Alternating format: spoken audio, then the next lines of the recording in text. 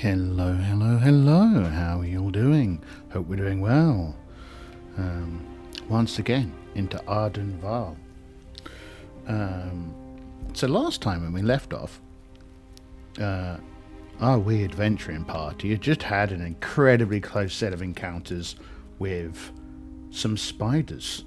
And we were rescued by our little henchman, managing to finish off the last 3 or so spiders. And he managed to resurrect, waited until the party reawoke, and we did not get a TPK, despite the fact that it really looked like we were going to. I've been wondering as to whether or not I should do hour-long episodes or 30-minute episodes, or whether it really matters. So if you've got any thoughts, let me know. I'm going to keep on doing some 30-ish minute episodes as stands. And I don't need the keyboard here right now. Let's just move this out of the way. Right, here we go. And every time I do that, I almost always immediately end up requiring... Oh! My little thingy had gone a little bit wild. Wild, I say. One thing I still need to work on and figure out is the mouth movement on my little slime. Try and figure out which way to do that best, because it often just doesn't work, which is annoying. But hey, it's where we are. So, anyway. Let's get the pencil out. Let's point. So, we'd come down the second this secret entrance into a different level, because we didn't want to have to keep on giving the halflings all of our money, or having to sneak past them. So we found another route in, and we entered this big old room here, and it was full of trash. And this door here, there was only a really narrow gap. And we thought that wasn't a great idea. So we came over here, looked through this door, and there were obviously spiders in here. And so we readied ourselves up, and we had the battle with the spiders, during which we, as noted, very nearly all ended up dead. And that's where we left ourselves off last time. So what we need to do is investigate that room. All right, so we can head and should also probably mark off on here. We probably spent the rest of this. I think one thing to bear in mind: monsters are every third turn. But we'll mark past 2 turns for our what's it called? A paralysis, right? We'll mark that off for that. And we'll mark a couple of turns off on our tracker. So we're going to go in and investigate this room, which means I need to find the right page in the book for this room. Level 1, the basement. Okay, I am right. Yeah, every 3 turns, 1 in 10 chance. Okay. Kind of annoying that they kind of mix it up, but it's also, thematic and good. So, the spider closet. Badly warped wooden door hangs crazily. Hangs crazily, does it? On its hinges. Inside the former closet is an impressive web spun by a colony of giant spiders. Some broken wooden crates litter the floor. So we're going to head over now that we've cleared this place out, and take a look at those crates. And for the rest of the kind of area, right? And as we search, we find a ruby that has fallen on the floor. Oh, I think one other thing that we need to remember about this room is the floor is covered in trash, debris, making it very difficult to move around. right? So it's a difficult terrain, double movement, etc., etc., etc. Okay, yeah. It was a badly damaged scroll.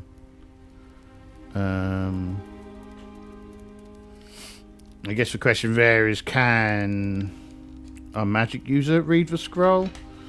I reckon that's probably I mean, it's badly damaged. 15% chance. No, you can't read the scroll. So we've got a...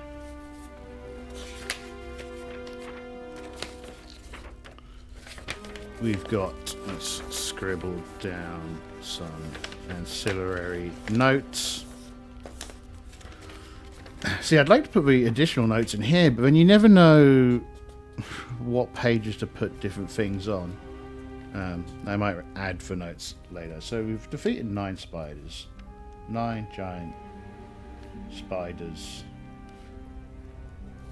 And we found a ruby. 50 gold pieces. And an old... a damaged scroll. Which is really, if we were able to figure out what it was, which is really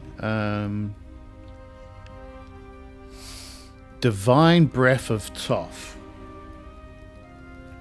Divine Breath of Thoth. Does it give you a page number? No, it doesn't give you a page number. Okay, so it just says see Arden Vul books. So, okay. So that's going to take us a turn. And now we need to rest, and we also need to roll this D10 on a 1 random encounter. Okay. They're not going to get to rest. D20.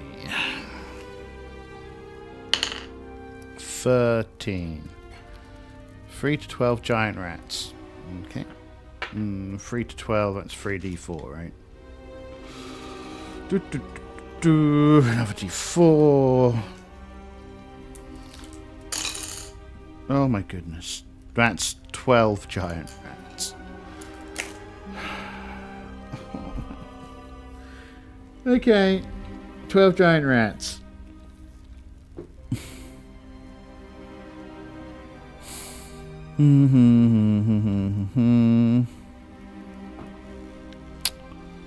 Um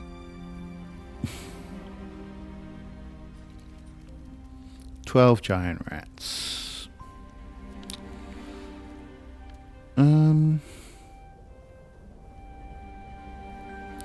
Alright, well, we need to make her in a reaction roll. Right, how far away are they? First, 110 foot. Okay, and a reaction roll. 8. So, with an 8, they're broadly not very interested in us.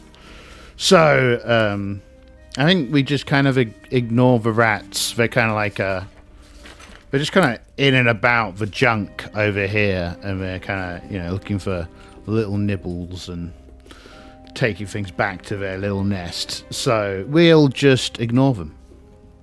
They've got no beef with us. We've got no beef with them.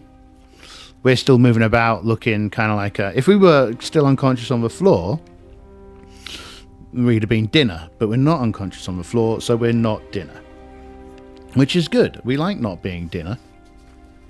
David, Morblin, Blake and Jane all very happy not to be food yet. So we avoid that fight, and we do rest. Okay, good. Rest is had. Torch is used. So I also didn't heal them up after the paralysis because I think they kind of missed their window to restore those hit points.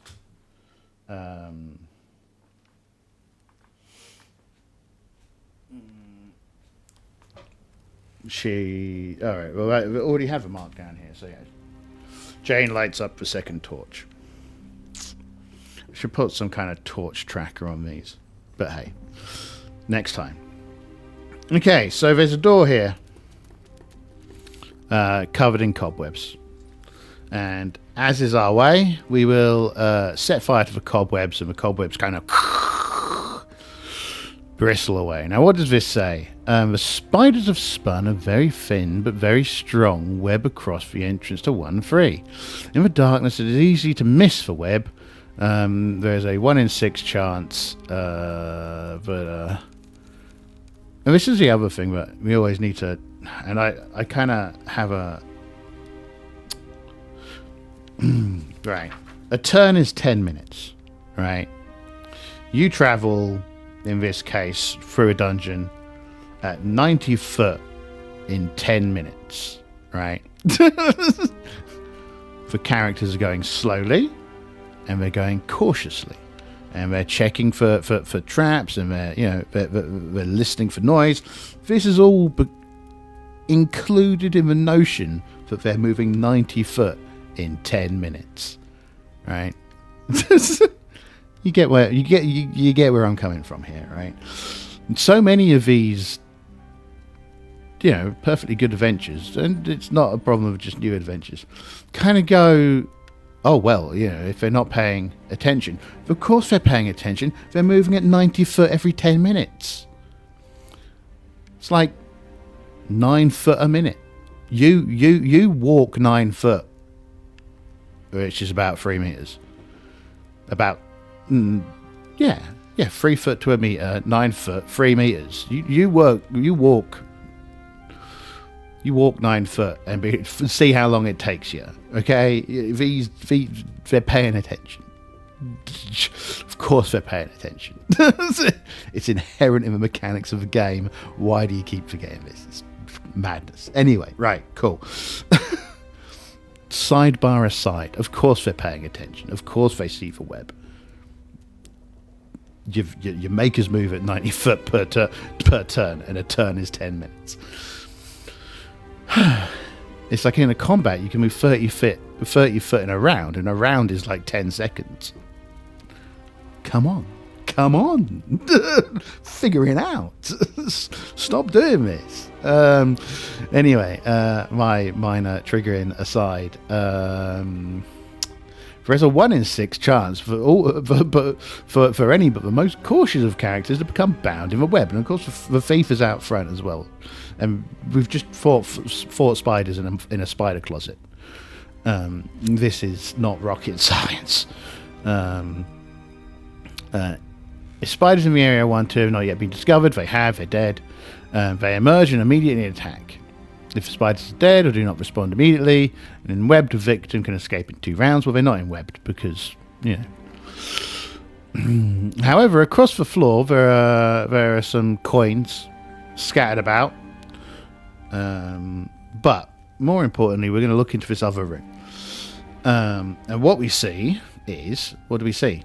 What we see, and so remember, we can only see 30 foot. Again, this is kind of some of the problems with the way these maps are created. And these are fine now. Yeah, okay. Really, this is only this big, right? Because there's one. And they've used half blocks just to make us really, really sad. 1,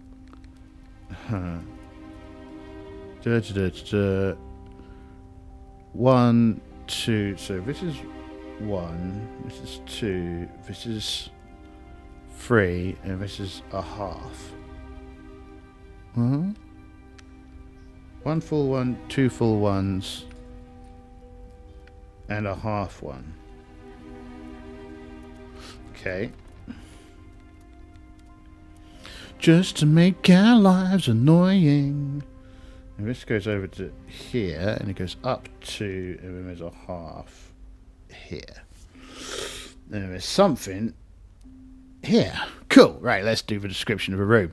So I think, so we can just about see this whole room and a little bit of a corridor here. So we very quietly kind of approach the dripping of moisture in the distance and the haunting sounds of beasts moving in the black. But in here, I always think, I wish. So I'll read it out to you, and you can probably guess what annoys me about this block. The priests of Toth used this open space for training purposes. The floor is relatively clear. A thick layer of dust lies heavily over the floor. No signs of humanoid traffic disturb the dust, although a few lumps disturb it. The lumps are the rotting remains of wooden staves and poles, as well as one shield. An anvil rests upon the pedestal here, I presume. The pedestal on the eastern side of the room. On top of the pedestal is a silver chalice that seems, for some reason, to have escaped tarnish. It's silver.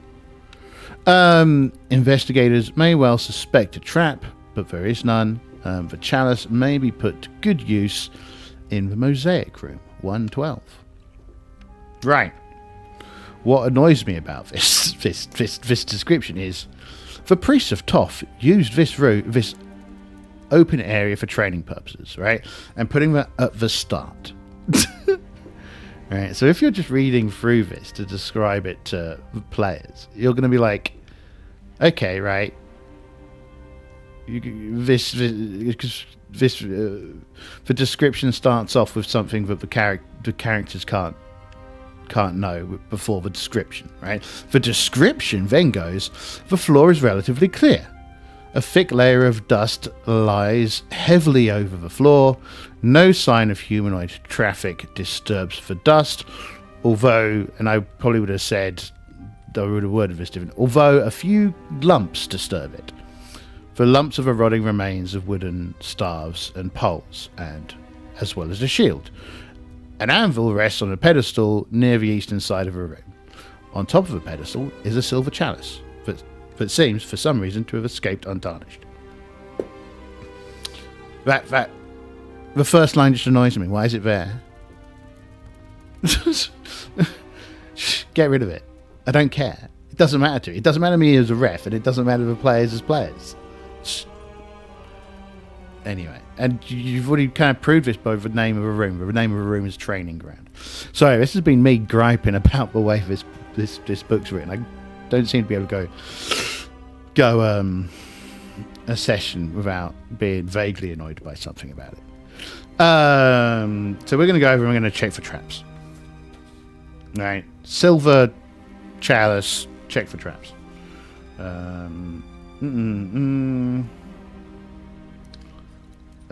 Where's our thief? Here she is. I changed up the dice for her. I got some new dice. These are like the pointiest dice in the world. I don't like... Because I got... the first time I came across a pair like this was when I got the some collector's edition dice for Battletech. And I'm just like, these are the pointiest dice in the world. These... The D8 could be used as a lethal weapon. The D4 is we could deploy these D4s into a dungeon and use them as caltrops, and possibly more effective than a real caltrop. But anyway, sorry, I digress. Where did I get this D4 from? It was over here. All right. I don't really like them, but they do the job. They were themed, so here we are. Sorry, I can't help myself sometimes. Success on a 5 or above. Okay, they don't detect a trap. This isn't surprising, because as we know, there is no trap. But, yeah,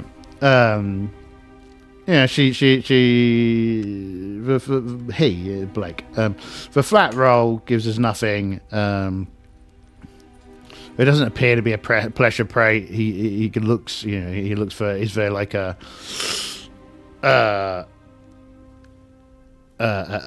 seam near it indicating a pressure plate or anything like that? And they're like, no. So takes for gold chalice. No, the silver chalice. Because we can. Silver chalice.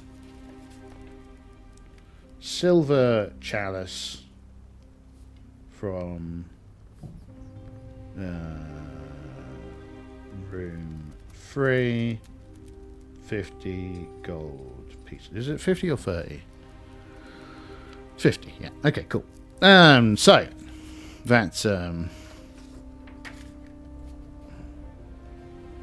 minutes done. Tick tock, tick tock, tick tock. Let's keep on going. The obvious place to go is over here. So back to here. What do we see as we look down that corridor? Again, we can only see 30 foot. So what we see is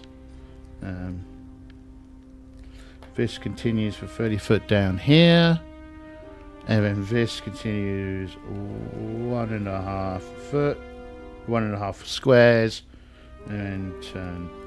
Wait a minute. I thought I did it halfway along. I clearly didn't. 1.5. Yeah, this would be easier if I had the graph paper that does a centimeter and does a millimeter. But I don't. So we are where we are. Okay. So the party can see that. So we carefully move to this intersection. And once we get to that intersection, we can see that this continues along for another thing and then heads in this direction. And this goes down to here, and we can see a door on this wall, and then 1, 2, 3 continues down there. Now I'm immediately tempted by a door, so I think we're going to go and check the door. Right. Feels like a thing that we're going to do. Faith will, of course, listen at the door. So if there is something inside it, we hear it. Let's see. And what room is it? 12. Okay. Rush right down to 12. Do we hear anything? No. Maybe. 1 in 6 chance. 10% chance. No. So we don't hear anything behind the door. So we open it and go in. Structure-wise, we go 3 along. So, well, this door should be in the middle. Stuff it. If you're going to use a grid, please stay on the grid.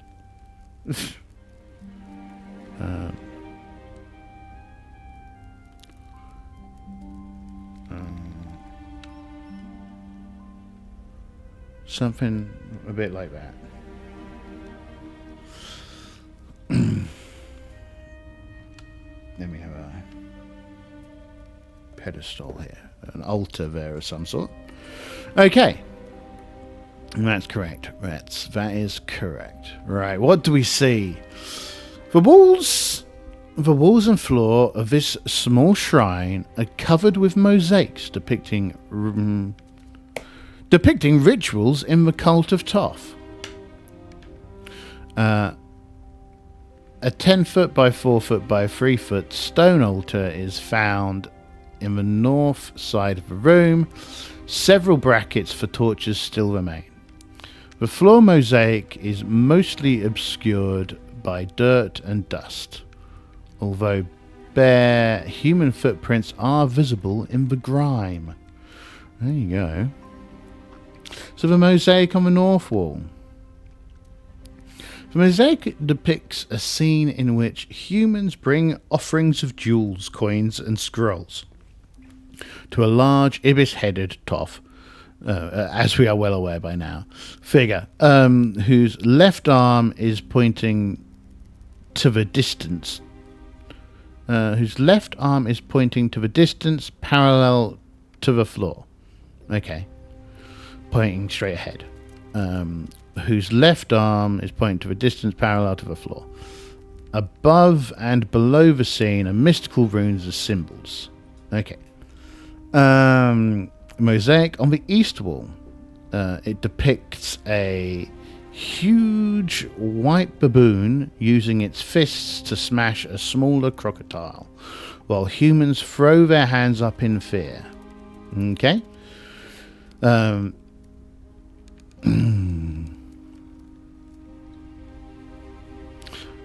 mosaic on the west wall, the scene depicts an other white baboon clubbing a series of hopping salamander-like bipedal creatures. Okay. Mosaic on the south wall, the mosaic depicts a massive set of black doors. 3 orange-robed priests stand in front of a door. One priest is shown touching the door with his hand, while a blast of lightning incinerates him. Okay, there's probably a door that we shouldn't be touching later on. The other 2 priests stand apart and point at the dying 3rd priest. Okay, interesting. Let's just make a note of that one in particular. Tough figures pointing is kind of pretty standard practice. We've seen that all over the place. But this... 3 priests, mosaic. 3 priests. 1 touches large door and is killed by lightning. Worth bearing in mind, it feels.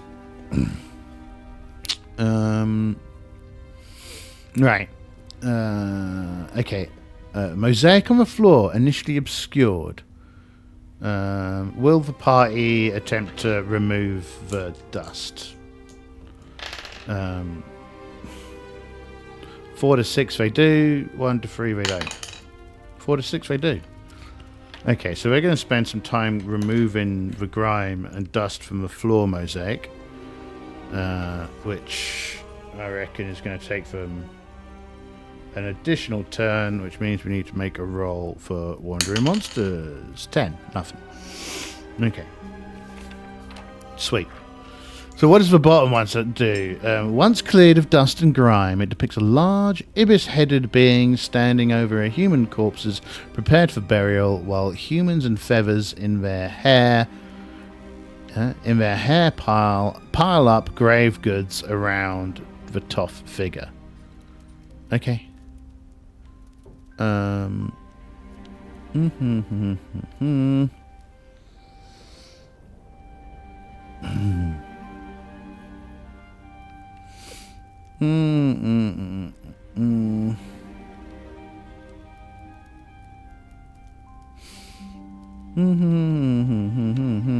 Okay, let's go over and have a look at this altar.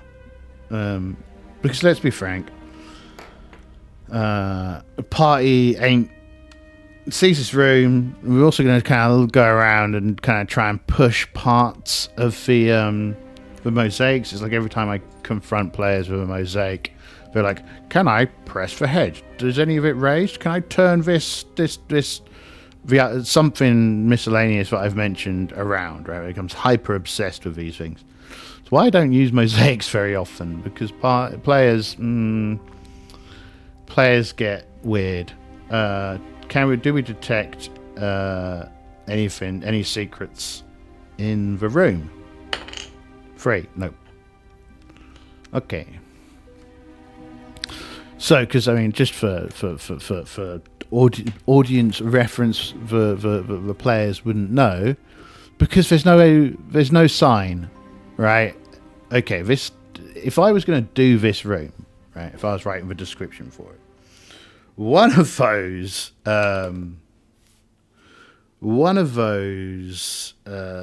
mosaics would have had an image of a chalice on an altar, right?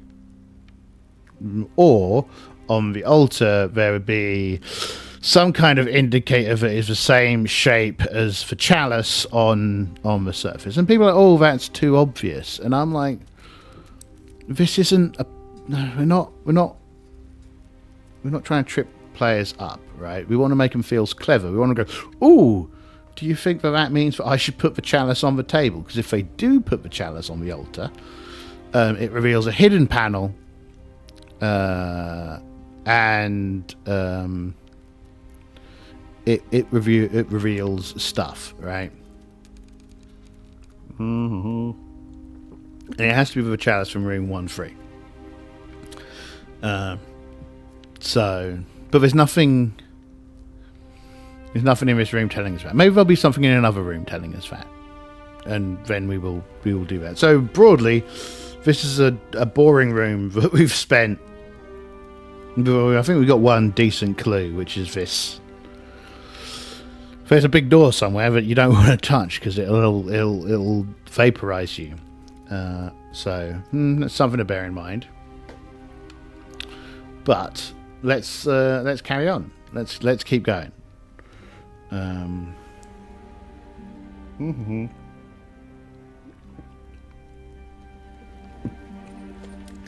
Sorry, just finishing my tea. I got some new tea. I've been trying to use Amazon less of late because, obvious reasons. So I found a new tea place, and I got some new teas, and they're quite tasty. This is an oolong.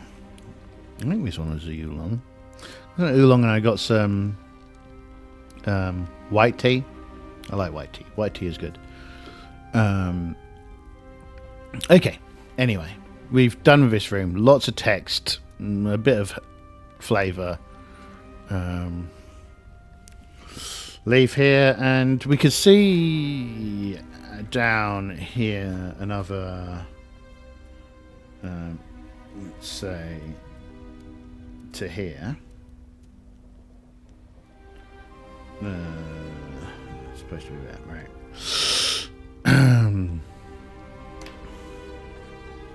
So we can see down to there. Thief, of course, is going to be slightly ahead, so we can see a set of open double doors, and this thing goes another half block. I hate the people who made this, man. I hate them. I hate them so very much. So very much. Right, so we can see something a bit like that. Another door. So we're gonna. The party is gonna. And that's 1, 2, 3, 30 foot to see through here. And as soon as the door is ajar, we can already see through. But as we get to here, we can also see that this really is supposed to be half. I hate these half blocks. Oh god, they've done it again. Done it again, just to really, really annoy me. This map is triggering, I tell you. One. So, see down to here? And then, wait a minute. What? I'm so confused. These half blocks really mess this up. Really make this way more difficult than it's supposed to be. Advice to you, the listener: if you ever make a map, don't use half squares. If you want to do 5 foot increments on your map, make the map twice as big and use 5 foot increments, or abstract it. Almost every map I've ever seen, they'll just be like, yeah, I mean, the corridors are 5 foot, but we've used a 10 foot square because we don't want to send everybody insane. Anyway, right, we can see through this door, and structure wise, oh, this is good though. This is just a nice properly shaped room. right? Structure-wise, it's like that. Let's go to our description, though. Anything exciting? 11. Oh, wow, okay. The double doors have been spiked slightly ajar. That's interesting. And it tells me lots of stuff that we don't need to read out. Wooden shelves may be found on the walls. Numerous skeletons and bits of bone form... Let's roll the percentage chance here. Let's get to the real business. It's not here. Okay.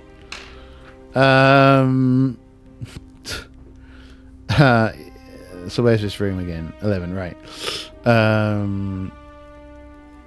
Right. Numerous skeletons and bits of bone form a carpet across the floor. Well, I think that we can't help but rummage through, right? So, I mean, what's a few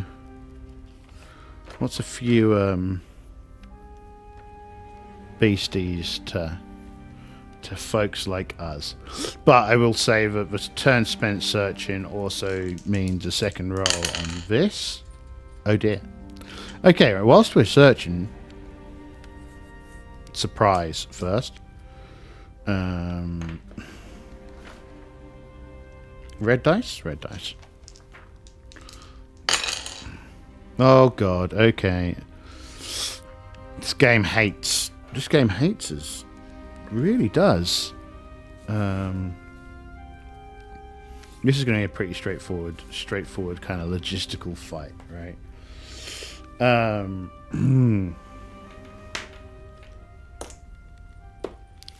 So, party doesn't notice as this giant snake comes in and is like, ooh, dinner. Oh my god, look at it. Okay. Okay.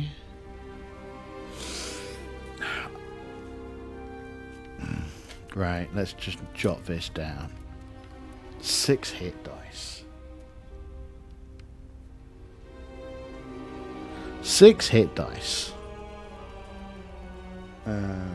39 hit points.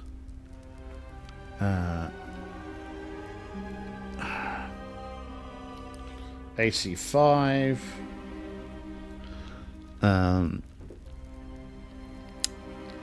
Damage is 1 to 4.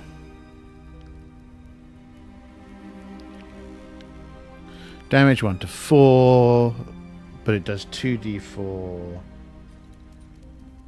special attack. But it'll worth a lot of experience points if it only gets... Well, yeah, it gets 2 attacks, but only if it's captured you, right? Snake. Snake. So it's going to get a free attack. 1, 2, 3, 4. Right. Oh, it's going to kill the wizard. Okay. It's going to try and hit the wizard. And we can't use the hench person because the hench person isn't aware. Because we've been ambushed. So, we might have them take for damage, but we'll see. 10, I'm pretty sure that's a hit. Against armor class. Armor class 9. 6 hit dice. Hits armor class 9 on a 5 or above.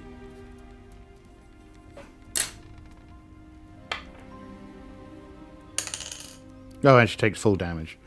She takes 4 points of damage, rendering her sans hit points. And because it's a surprise, the henchman can't get involved. So she takes 1 point of damage against one of her statistics. Which one? Strength. Well, that's fine, whatever. -1. Strength. Is it permanent? No, okay.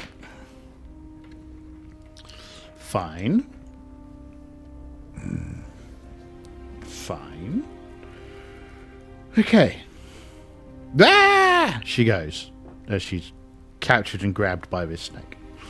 And it's coiled around her, and it's going to be crushing the life out of her from this point forward. Now, this is incredibly bad.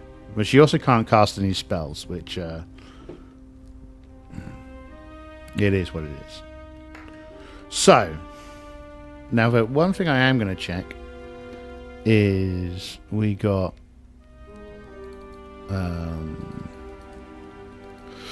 in the rummage while searching, we found a fancy looking spear. I just want to see what it does.